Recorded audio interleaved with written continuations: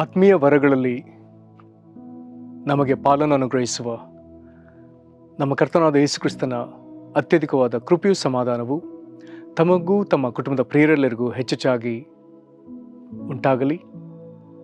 ಹೃದಯಂಗಮ ಮಾತು ಎಂಬ ಈ ಮುಂಜಾನೆಯ ವಾಕ್ಯ ಧ್ಯಾನದ ಈ ಸರಣಿಯಲ್ಲಿ ಈ ತಿಂಗಳು ನಾವು ಪವಿತ್ರಾತ್ಮನ ವಾಗ್ದಾನ ಎಂಬ ಶೀರ್ಷಿಕೆಯ ಅಡಿಯಲ್ಲಿ ಧ್ಯಾನಿಸುತ್ತಿರುವಲ್ಲಿ ಈ ದಿನ ನಾವು ಧ್ಯಾನಿಸುವಂಥ ದೇವರ ವಾಕ್ಯದ ಭಾಗವು ಅರಣ್ಯಕಾಂಡ 11ನೇ ಅಧ್ಯಾಯ 25ನೇ ವಚನ. ಅರಣ್ಯಕಾಂಡ 11ನೇ ಅಧ್ಯಾಯ 25ನೇ ವಚನ. ವಾಕ್ಯವು ಹೀಗೆ ಹೇಳ್ತದೆ: ಯೆಹೋವನು ಆ ಮೇಘದಲ್ಲಿ ಇಳಿದು ಬಂದು ಅವನ ಸಂಗಡ ಮಾತಾಡಿ ಅವನಲ್ಲಿದ್ದ ಆತ್ಮೀಯ ವರಗಳಲ್ಲಿ ಆ 70 ಮಂದಿ ಹಿರಿಯರಿಗೂ ಪಾಲುಕೊಟ್ಟನು. ಆ ವರಗಳು ಅವರಿಗೆ ದೊರಕಿದಾಗ ಅವರು ಪರವಶರಾಗಿ ಪ್ರವಾದಿಸಿದರು. ಆಮೇಲೆ ಅವರು ತಿರುಗಿ ಪ್ರವಾದಿಸಲಿಲ್ಲ. ಈ ವಾಕ್ಯಗಳನ್ನು ಗ್ರಹಿಸೋಕೆ ನಾವು ಶಕ್ತರಾಗುವಂತೆ ಪರಲೋಕದಲ್ಲಿರುವ ನಮ್ಮ ತಂದೆಯು ನಮ್ಮ ಮನೋನೇತ್ರಗಳನ್ನ ಬೆಳಗಿಸಿ ತನ್ನ ಜ್ಞಾನವುಳ್ಳ ಆತ್ಮವನ್ನು ನಮಗೆ ಅನುಗ್ರಹಿಸಲಿ. ದೇವರ ಆತ್ಮನು ತಾನೇ ನಮಗೆ ತನ್ನ ವಾಕ್ಯವನ್ನು ಬೋಧಿಸಿ ನಡೆಸಲಿ. ಇಲ್ಲಿ ನಾವು ಓದಿದ ಈ ವಾಕ್ಯದ ಭಾಗ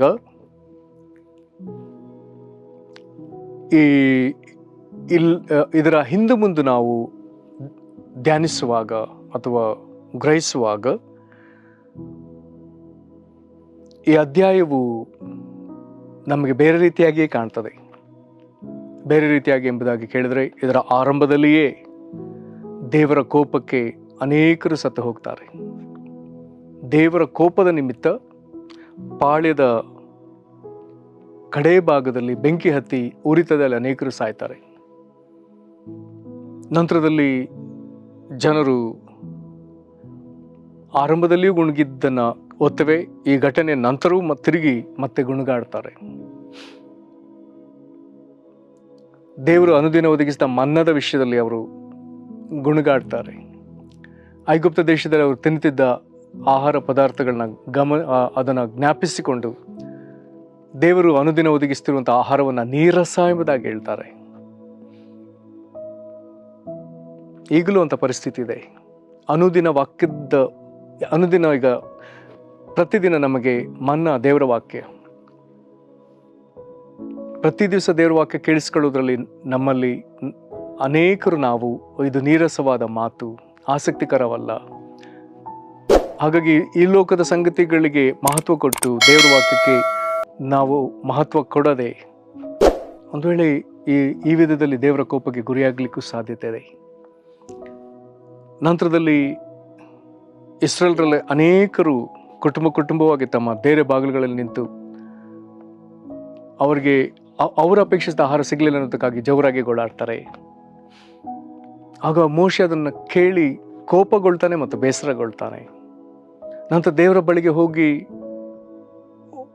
ಆತನು ಒಂದು ರೀತಿ ಮೊರೆ ಇಡ್ತಾನೆ.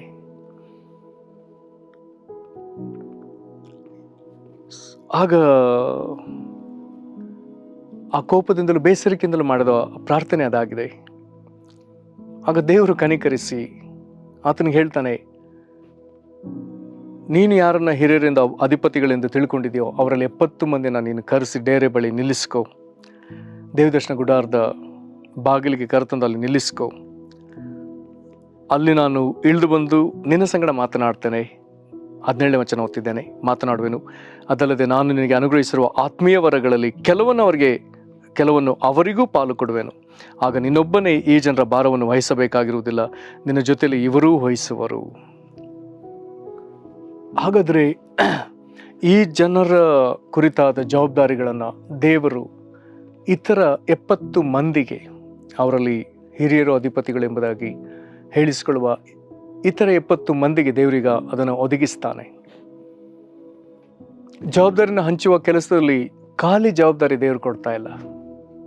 ನೀವು ಇನ್ಮೇಲೆ ಇಂಥದನ್ನು ಮಾಡಿ, ಇಂತಿಂಥದನ್ನು ಮಾಡಿ ಹೀಗೆ ದೇವರು ಮಾತನಾಡ್ತಿಲ್ಲ.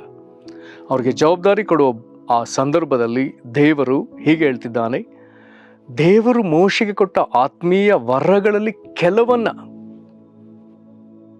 ಅವರಿಗೂ ಪಾಲು ಕೊಡುವೆನಂತ ಹೇಳ್ತಾನೆ. ಈ ಯೋಹಾನ 3ನೇ ಅಧ್ಯಾಯದ 34ನೇ ವಚನದ ಕುರಿತು ನಾವು ಓದುವಾಗ ಅಲ್ಲಿ ಹೀಗೆ ಓದ್ತೇವೆ, ದೇವರು ಯಾರನ್ನು ಕಳಿಸಿಕೊಟ್ಟನೋ ಆತನಿಗೆ ಆತ್ಮವರವನ್ನು ಅಳತೆ ಇಲ್ಲದೆ ಕೊಟ್ಟ ಎಂಬುದಾಗಿ ಬರೆದಿದೆ. ಅಂದರೆ ದೇವರು ಕಳಿಸಿಕೊಟ್ಟ ಆತನ ಮಗನಾದ ಯೇಸು ಕ್ರಿಸ್ತನಿಗೆ ತಂದೆಯಾದ ದೇವರು ಅಳತೆ ಇಲ್ಲದಷ್ಟು ಪವಿತ್ರಾತ್ಮ ವರ ಕೊಡ್ತಾನೆ. ಅದರ ಪವಿತ್ರಾತ್ಮನ ವರಗಳ ಕುರಿತು ಬರೆಯಲ್ಪಟ್ಟ ಭಾಗದಲ್ಲಿ, ಅದರಲ್ಲೂ ವಿಶೇಷವಾಗಿ 1 ಕೊರಿಂಥ 12:8 ಜ್ಞಾನವಾಕ್ಯದ ವರ, ನಂತರದಲ್ಲಿ ವಿದ್ಯಾವಾಕ್ಯದ ವರ, ಜ್ಞಾನವಾಕ್ಯ, ವಿದ್ಯಾವಾಕ್ಯ ಎಂಬುದಾಗಿ ಬರೆದಿದೆ. ಅದನ್ನ ಆಂಗ್ಲ ಭಾಷೆಯಲ್ಲಿ ಓದಿದ್ರೆ ವರ್ಡ್ ಆಫ್ ವಿಸ್ಡಮ್, ಎರಡನೇ ವರವನ್ನ ವರ್ಡ್ ಆಫ್ ನಾಲೆಡ್ಜ್. ಅಂದರೆ ದೇವರ ಅಪರಿಮಿತವಾದ ಜ್ಞಾನದಲ್ಲಿ ವರ್ಡ್ ಎನ್ನುವಂಥದ್ದು ಒಂದು ತುಣುಕು, ಅಥವಾ ಅಪಾರ ಪ್ರಮಾಣದಲ್ಲಿ ಸ್ವಲ್ಪ ಪ್ರಮಾಣ ಒಬ್ಬರಿಗೆ, ಅದರಲ್ಲಿ ಇನ್ನೂ ಸ್ವಲ್ಪ ಪ್ರಮಾಣ ಇನ್ನೊಬ್ಬರಿಗೆ. ಹಾಗೆ ದೇವರ ಅಪಾರ ಜ್ಞಾನದಲ್ಲಿ, ಮಿತಿಲ್ಲದ ಜ್ಞಾನ, ದೇವರೆಂಬುದಾಗಿ ಹೇಳಿದರೆ ಅಲ್ಲಿ ಆತನಲ್ಲಿ ಯಾವುದೂ ಮಿತಿ ಎಂಬುದಿಲ್ಲವೇ ಇಲ್ಲ, ಎಲ್ಲವೂ ಅಮಿತವಾದದ್ದು. ಅವುಗಳಲ್ಲಿ ಸ್ವಲ್ಪ, ಅವುಗಳಲ್ಲಿ ಒಂದು ಸಣ್ಣ ಪ್ರಮಾಣ. ಹಾಗಾಗಿ ಅದನ್ನು ಜ್ಞಾನವಾಕ್ಯ, ವಿದ್ಯಾವಾಕ್ಯ ಎಂಬುದಾಗಿ ಹೇಳ್ತಾರೆ. ಒಂದು ತುಣು, ಆ ವರ್ಡ್, ಆ ವಾಕ್ಯ ಅನ್ನುವಂಥದ್ದು ಒಂದು ತುಣುಕುವನ್ನು ತೋರಿಸುವಂಥ ಒಂದು ಪದಪ್ರಯೋಗ. ಹಾಗಾದರೆ ಇಲ್ಲಿ ನಾವು ನೋಡ್ತಿದ್ದೇವೆ 17ನೇ ವಚನದಲ್ಲಿ, ಅರಣ್ಯಕಾಂಡ 11:17 ಮೋಶೆಯ ಮೇಲಿರುವಂಥ ಅಪರಿಮಿತವಾದ ಆತ್ಮೀಯ ವರಗಳಲ್ಲಿ ದೇವರು ಸ್ವಲ್ಪ ಸ್ವಲ್ಪನ 70 ಮಂದಿಗೆ ಕೊಡ್ತಾನೆ ಅಂತ ಇಲ್ಲಿ ವಾಗ್ದಾನ ಕೊಡ್ತಾನೆ. ಅದರ ನಿಮಿತ್ತ ಮೋಶೆ ವಹಿಸುವಂಥ ಜವಾಬ್ದಾರಿಗಳಲ್ಲಿ ಅವರು ಸಹ ಕೆಲವೊಂದನ್ನು ನಿಭಾಯಿಸಲಿಕ್ಕೆ ಶಕ್ತರಾಗ್ತಾರೆ. ಇಲ್ಲಿ 17 ವಾಗ್ದಾನ ಕೊಟ್ಟ ನಂತರದಲ್ಲಿ 25ನೇ ವಚನಕ್ಕೆ ಬರುವಾಗ ದೇವರಲ್ಲಿ ಹೇಳಿದನ್ನಲ್ಲಿ ನೆರವೇರಿಸ್ತಾನೆ. 17 ಹೇಳ್ತಾನೆ, ನಾನು ಅಲ್ಲಿಗೆ ಇಳಿದು ಬಂದು. ಹಾಗಾಗಿ 25 ಹೇಳ್ತಾನೆ, ಯೆಹೋವನ ಮೇಘದಲ್ಲಿ ಇಳಿದು ಬಂದು. ನಂತರದಲ್ಲಿ 17 ಹೇಳ್ತಾನೆ, ನಿನ್ನ ಸಂಗಡ ಮಾತಾಡುವೆನು. ಇಲ್ಲಿ 25 ಓದ್ತೇವೆ, ಅವನ ಸಂಗಡ ಮಾತಾಡಿ. ನಂತರ 17 ಓದ್ತೇವೆ, ಅದಲ್ಲದೆ ನಾನು ನಿನಗೆ ಅನುಗ್ರಹಿಸಿರುವ ಆತ್ಮೀಯ ವರಗಳಲ್ಲಿ ಕೆಲವನ್ನು ಅವರಿಗೂ ಪಾಲು ಕೊಡುವೆನು. ಇಲ್ಲಿ ಬರ್ದದೆ, ಅವನಲ್ಲಿದ್ದ ಆತ್ಮೀಯ ವರಗಳಲ್ಲಿ ಆ 70 ಮಂದಿ ಹಿರಿಯರಿಗೂ ಪಾಲು ಕೊಟ್ಟನು. ನಂತರದಲ್ಲಿ ಬರ್ತದೆ, ಆಗ ನೀನೊಬ್ಬನೇ ಈ ಜನರ ಭಾರವನ್ನು ವಹಿಸಬೇಕಾಗಿರುವುದಿಲ್ಲ, ನಿನ್ನ ಜೊತೆಲಿ ಇವರೂ ವಹಿಸುವರು.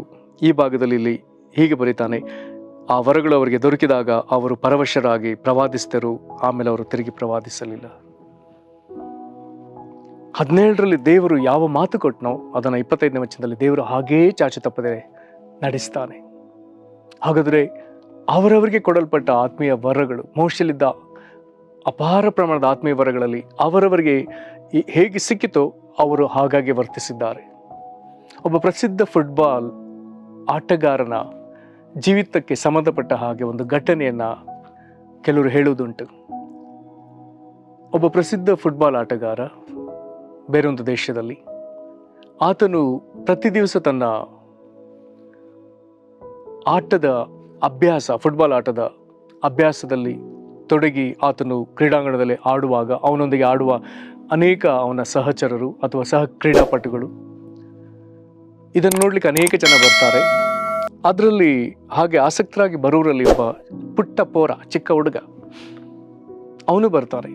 ಅವನಿಗೆ ಆಟದ ಆಸಕ್ತಿ ಹೇಗೆ ಕೇಳಿಸ್ತಾ ಅಂದರೆ, ಅವನು ಆ ಕ್ರೀಡಾಂಗಣದ ಒಂದು ಬದಿಯಲ್ಲಿದ್ದು ಆ ಕ್ರೀಡಾಂಗಣದ ಒಳಗೆ ಆ ಆಟಗಾರರು ಒದೆಯುವಂಥ ಚೆಂಡು ಒಂದು ವೇಳೆ ಕ್ರೀಡಾಂಗಣದಿಂದ ಹೊರಗೆ ಬಂದರೆ, ಇವನಿರುವ ಭಾಗದಲ್ಲಿ ಬಂದರೆ, ಈ ಚಿಕ್ಕ ಬಾಲಕ ಓಡಿ ಹೋಗಿ ಅದನ್ನು ತಂದು ಕ್ರೀಡಾಪಟುಗಳಿಗೆ ತಿರುಗಿ ಆಡಲಿಕ್ಕೆ ಕೊಡ್ತಿದ್ದ.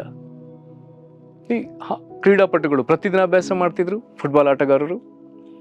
ಅವನು ಪ್ರತಿ ದಿವಸ ಬಂದು ಅವರಿಗೆ ಸಹಾಯಿಸ್ತಿದ್ದ. ಹೀಗಾಗಿ ಅಲ್ಲಿರುವ ಆ ಕ್ರೀಡಾಪಟುಗಳಲ್ಲಿ ಅವನೆಲ್ಲರಿಗೂ ಅಚ್ಚುಮೆಚ್ಚು. ಅವರು ಅವನನ್ನು ಬಹಳ ಪ್ರೀತಿಯಿಂದ ನೋಡ್ಕೊಳ್ತಿದ್ರು. ಹೀಗೆ ಅನುದಿನ ಬರ್ತಿದ್ದ ಈ ಪುಟ್ಟ ಬಾಲಕ ಆಟ ಆಡ್ಲಿಕ್ಕೆ ಬರಲಿಲ್ಲ. ಈ ಕ್ರೀಡಾಂಗಣಕ್ಕೆ ಒಂದು ದಿನ ಬರಲಿಲ್ಲ, ಮರುದಿನವೂ ಬರಲಿಲ್ಲ. ಹೀಗೆ ಕೆಲವು ದಿವಸ ಕಾಣಿಸ್ಕೊಳ್ಳಿಲ್ಲ. ಆಗ ಅಲ್ಲಿ ಆಟ ಆಡ್ತಿದ್ದ ಆ ಪ್ರಮುಖ ಆಟಗಾರರು ಅವನ ಕುರಿತು ವಿಚಾರಿಸ್ತಾರೆ. ಆಗ ವಿಷಯ ಗೊತ್ತಾಗ್ತದೆ, ಅವನು ಅಸ್ವಸ್ಥನಾಗಿ ಆಸ್ಪತ್ರೆಗೆ ದಾಖಲಾಗಿದ್ದಾನೆ. ಅವನಿಗೇನು ಮಾಡಬೇಕು? ವೈದ್ಯರು ಸಲಹೆ ಮಾಡಿರ್ತಾರೆ ಅವನಿಗೆ ಅವನ ರಕ್ತಕ್ಕೆ ರಕ್ತ ಯಾವ ಗುಂಪು, ಆ ಗುಂಪಿಗೆ ಸೇರಿದ ರಕ್ತವನ್ನು ಯಾರಾದ್ರೂ ಕೊಟ್ಟರೆ ಅವನು ಬದುಕ್ತಾನೆ. ಆಗ ಆ ಫುಟ್ಬಾಲ್ ಆಟಗಾರರಲ್ಲಿ ಅಲ್ಲಿ ಯಾರೋ ಒಬ್ಬ ಪ್ರಸಿದ್ಧ ಆಟಗಾರನಿದ್ನೋ ಅವನ ರಕ್ತ ಅವನಿಗೆ ಅವನ ಗುಂಪಿಗೆ ಒಗ್ಗಿ ಬರೋದ್ರಿಂದ ಅವನು ರಕ್ತವನ್ನು ಕೊಡ್ತಾನೆ. ಅವನ ರಕ್ತವನ್ನು ಪಡೆದುಕೊಂಡ ಮೇಲೆ ಆ ಬಾಲಕನು ದಿನದಿಂದ ದಿನಕ್ಕೆ ಚೇತರಿಕೆಯಾಗಿ ನಂತರದಲ್ಲಿ ಆತನು ಆರೋಗ್ಯ ಪಡೆದು ತಿರುಗಿ ಕ್ರೀಡಾಂಗಣಕ್ಕೆ ಬರಲಿಕ್ಕೆ ಆರಂಭಿಸ್ತ. ಚೆಂಡು ಕೊಡ್ತಿದ್ದವನು ಅವ್ರ ಜೊತೆ ಆಟವಾಡ್ಲಿಕ್ಕೂ ಅವ್ರ ಜೊತೆ ಪಳಗುದಕ್ಕೂ ಆತನು ಅಭ್ಯಾಸಿಸಿದ. ಹೀಗೆ ಕಾಲ ಕ್ರಮೇಣ ಒಂದು ದಿವಸ ಏನಾಗ್ತದೆ, ಒಂದು ಪಂದ್ಯ ನಡೀತದೆ ಎರಡು ತಂಡಗಳ ನಡುವೆ. ಆದರೆ ಆ ದಿನ ಆ ಪಂದ್ಯಕ್ಕೆ ಆ ತಂಡದ ಪ್ರಮುಖ ಆಟಗಾರ ಇಲ್ಲ, ಕಾರಣಾಂತರದಿಂದ ಅವನು ಬರ್ಲಿಕ್ಕಾಗಲ್ಲ. ಆಗ ಆ ತಂಡದವರು ಈ ಬಾಲಕನು, ಈಗ ಇವರೊಂದಿಗೆ ನುರ್ತಿರುವಂತಹ ಈ ಬಾಲಕನನ್ನ ಆ ಪಂದ್ಯಕ್ಕೆ ಸೇರಿಸಿಕೊಳ್ತಾರೆ. ಪಂದ್ಯ ಉತ್ತಮವಾಗಿ ನಡೆಯುತ್ತೆ ಎರಡು ತಂಡಗಳ ನಡುವೆ. ಆದರೆ ಆಶ್ಚರ್ಯ, ಎಲ್ಲ ಆಟಗಾರರಲ್ಲಿ ಈ ಪುಟ್ಟ ಬಾಲಕ ಬಹಳ ವಿಶೇಷವಾಗಿ ತನ್ನ ಕಾಲಿನಲ್ಲಿ ಬಾಲನ್ನು ತೆಗೆದುಕೊಂಡು ಅದನ್ನು ವಿವಿಧ ಆಟಗಾರರನ್ನು ತಪ್ಪಿಸಿ ಬಳಸಿಕೊಂಡು ಹೋಗಿ ಆತನು ಹೊಡೆದ ಗೋಲ್ಗಳ ನಿಮಿತ್ತ ಆ ಪಂದ್ಯ ಗೆಲ್ತದೆ. ಆದರೆ ಇನ್ನೊಂದು ಆಶ್ಚರ್ಯ ಎಲ್ಲರಿಗೂ ಕಾದಿತ್ತು, ಅವನ ಓಟ, ಅವನ ಆಟ, ಅವನ ಚಾಣಕ್ಷತನ, ಅವನು ಬಾಲನ ಒದಿತಿದ್ದ ರೀತಿ, ಅವನ ಶೈಲಿ, ಎಲ್ಲವುಗಳಲ್ಲಿ ಆತನು ಒಬ್ಬರನ್ನು ಪ್ರತಿಬಿಂಬಿಸ್ತಿದ್ದ. ನೋಡುಗರಿಗೆ ಒಂದೇ ಆಶ್ಚರ್ಯ, ಎಲ್ಲರ ಬಾಯಲ್ಲಿ ಒಂದೇ ಮಾತು, ಇವನು ಅವನ ಹಾಗೆ ಆಡ್ತಿದ್ದಾನೆ. ಯಾರು ಇವನಿಗೆ ರಕ್ತ ಕೊಟ್ಟನ ಪ್ರಮುಖ ಆಟಗಾರ, ಅವನ ಹಾಗೆ ಆಡ್ತಾನೆ. ಇವನ ಶೈಲಿಯಲ್ಲಿ ಅವನ ಶೈಲಿ ಇದೆ, ಇವನ ಓಟದಲ್ಲಿ ಅವನ ಓಟವಿದೆ, ಇವನ ಒದೆತದಲ್ಲಿ ಅವನ ಒದೆತವಿದೆ. ಇವನ ಆಟವನ್ನು ನೋಡಿದವರೆಲ್ಲರೂ ಅವನನ್ನ ಜ್ಞಾಪಿಸಿಕೊಳ್ತಿದ್ರು. ಪ್ರೇರೆ, ಅಪೊಸ್ತಲ ಕೃತ್ಯ 4ನೇ ಅಧ್ಯಾಯದ 13ನೇ ವಚನಕ್ಕೆ ಬಂದರೆ ಇಂಥದೇ ಒಂದು ಕಾರ್ಯ ಬರ್ತದೆ. ಯಾವ ಹಿರಿಸಭೆಯವರು, ಆ ಹಿರಿಸಭೆಯ ಅದೇ ಮಹಾಯಾಜಕರು, ಅದೇ ಪರಿಸಾಯರುಗಳು, ಅದೇ ಆ ಮುಖಂಡರುಗಳು ಯಾರು ಯೇಸುವನ್ನ ಹಿಡಿದು ವಿಚಾರಣೆ ಮಾಡಿ ನಂತರ ಪಿಲಾತನಿಗೊಪ್ಪಿಸಿ ಪಿಲಾತನು ಯೇಸುವನ್ನು ಶಿಲುಬೆಗೆ ಹಾಕುವಂತ ಒಡಂಬಡಿಸಿದ್ರು, ಈಗ ಅವರೀಗ ಪೇತ್ರ ಯೋಹಾನರನ್ನ ಹಿಡಿದುಕೊಂಡು 4ನೇ ಅಧ್ಯಾಯದಲ್ಲಿ ನಿಂತಿದ್ದಾರೆ. ಯಾವ ಅಧಿಕಾರದಿಂದ ನೀವು ಇದನ್ನೆಲ್ಲ ಮಾಡ್ತಿದ್ದೀರಿ? ಅವರೆದುರು ಈಗ ನಿಂತು 9ನೇ ವಚನದಿಂದ 4ನೇ ಅಧ್ಯಾಯದ 9ನೇ ವಚನದಿಂದ 12ನೇ ವಚನದ ತನಕ ಪೇತ್ರ ಯೋಹಾನರು ದೇವರ ವಾಕ್ಯ ಸಹಿತವಾಗಿ, ದೇವರ ವಾಕ್ಯದ ಪ್ರಕಟಣೆ ಸಹಿತವಾಗಿ ಕ್ರಿಸ್ತನ ಕುರಿತಾಗಿ ಗುಡುಗಿ ಮಾತನಾಡ್ತಾರೆ. ನೆರೆದ ಸಭೆ ಎಲ್ಲರೂ ಬೆರಗಾಗಿ ನಿಲ್ತಾರೆ. ಅವರ ಮಾತುಗಳಲ್ಲಿ ಒಂದೂ ತಪ್ಪು ಇಲ್ಲ. ಅವರ ಮಾತು ಎಲ್ಲವೂ ಅಧಿಕಾರದಿಂದ ಕೂಡಿದೆ. ಅವರು ಉಲ್ಲೇಖಿಸಿದ ವಾಕ್ಯವೆಲ್ಲವೂ ಸ್ಪಷ್ಟವಾಗಿ ಸರಿಯಾಗಿದೆ. ಆಗ ಅವರೆಲ್ಲರೂ ಒಂದು ಮಾತು ಹೇಳ್ತಾರೆ, ಇವರು ಯೇಸುವಿನ ಸಂಗಡ ಇದ್ದವರು. ಪೇತ್ರ ಯೋಹಾನರನ್ನ ನೋಡಿ ಅವರ ಮಾತು, ಅವರ ಶೈಲಿ ಎಲ್ಲವನ್ನ ನೋಡಿದವರು ಹೇಳ್ತಿದ್ದಾರೆ, ಇವರು ಯೇಸುವಿನ ಸಂಗಡ ಇದ್ದವರು. ಯೇಸುವಿನ ಆತ್ಮನ ಹೊಂದಿದವರು ಯೇಸುವಿನ ಹಾಗೆ ಮಾತನಾಡಿದ್ದಾರೆ, ಯೇಸುವಿನ ಹಾಗೆ ವರ್ತಿಸಿದ್ದಾರೆ.